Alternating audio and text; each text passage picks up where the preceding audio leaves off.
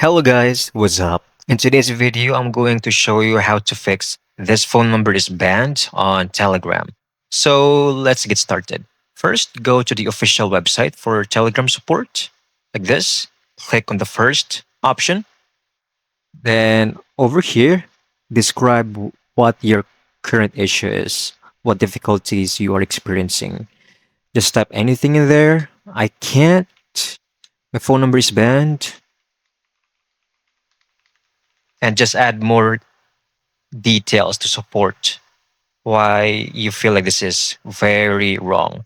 And then put in your full name, then the email address. This is very important. Put in the email address that is associated with the Telegram that has the banned phone number. Type in your phone number. Next would be a human verification or a CAPTCHA. Make sure to complete that and then click submit. You're done. Customer support will reach out to you in your email address within a few days. So I hope you find this video very helpful.